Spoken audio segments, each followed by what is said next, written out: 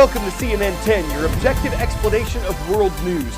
A heavily armored train pulled into a station in the Chinese capital of Beijing earlier this week. Increased security there, the removal of tourists from the area, and the fact that the train looked like one that North Korea's leaders have used on trips abroad all led observers to speculate that North Korean dictator Kim Jong-un was on it. They were right. He was there to meet with Chinese President Xi Jinping. The North Korean leader's also supposed to meet with U.S. President Donald Trump in the months ahead, but a date hasn't been set for that. Some U.S. officials say the fact that Mr. Kim engaged in diplomacy with China could mean it's more likely he'll follow through in talks with America. Others see it as a sign that China may try to play a role in talks between North Korea and the U.S. So the full significance of this trip isn't known yet, but it did catch other countries by surprise.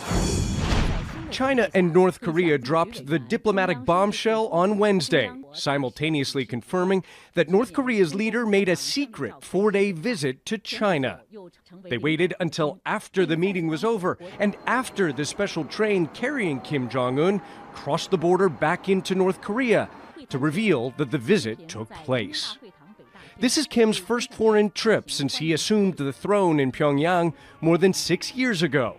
China is North Korea's oldest ally, but the relationship has been frosty for years, especially after multiple North Korean nuclear weapons tests and missile launches, which are all banned by the United Nations. In Beijing, China's leader gave Kim and his wife the red carpet treatment. Xi Jinping called their alliance a strategic choice that shouldn't change because of individual incidents. As for Kim, he suggested denuclearization on the Korean peninsula could be possible if the U.S. and South Korea cooperate. This is the surprise beginning to what's expected to be a busy period of high-level diplomacy for North Korea's young leader. He's scheduled to hold a summit with the South Korean president in April, and sometime after, he may make history with a face-to-face meeting with President Trump. The White House quick to claim credit for Kim's trip to Beijing, arguing it's the result of the so-called maximum pressure campaign to impose economic sanctions on Pyongyang.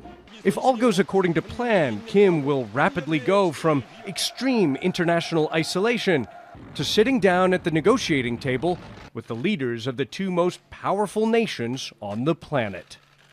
Ivan Watson, CNN, Seoul. A former U.S. Supreme Court justice is calling for a major change to the U.S. Constitution, and his suggestion has stirred up debate and controversy across America. Former Justice John Paul Stevens served on the High Court from 1975 until he retired in 2010. He recently wrote an opinion essay that was published this week in the New York Times. In it, he said the demonstrators who participated in last weekend's March for Our Lives events should go a step further than demanding new restrictions on gun ownership in America. He said that they should demand a repeal of the Second Amendment. That part of the U.S. Constitution says this: a well-regulated militia, being necessary to the security of a free state, the right of the people to keep and bear arms shall not be infringed. Stevens, in line with what many gun control advocates argue, suggests that the Second Amendment is talking about militias having the right to bear arms. And he says, quote, that concern is a relic of the 18th century. But in 2008, the Supreme Court established that the Second Amendment applies to the individual's right to bear arms, in line with what many gun rights advocates argue. Former Justice Stevens was on the Supreme Court at the time of that ruling. He was among those who dissented or disagreed with it. Stevens wrote that repealing the Second Amendment altogether would make it easier to create new gun restrictions. U.S. President Donald Trump, who himself has called for some new restrictions on buying guns and certain gun components, responded that the Second Amendment would never be repealed. The White House says that the nation should focus on getting weapons away from dangerous people, but not on, quote, blocking all Americans from their constitutional rights.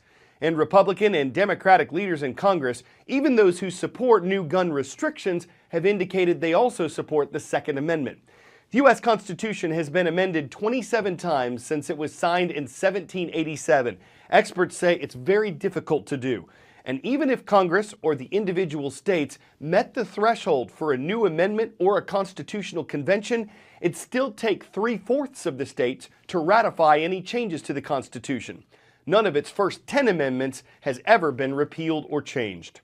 10-second trivia. Which of these sea creatures is also called a devil ray? Manta ray, skate, stingray, or marlin?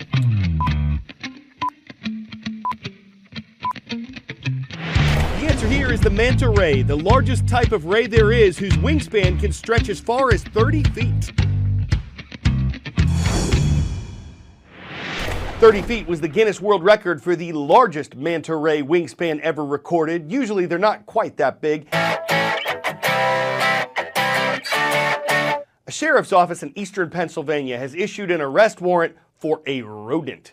Wanted, Punxsutawney Phil. He's suspected of deception. Back on Groundhog Day, as part of the American tradition, Punxsy Phil saw his shadow. Legend has it that that means there'd be 6 more weeks of winter.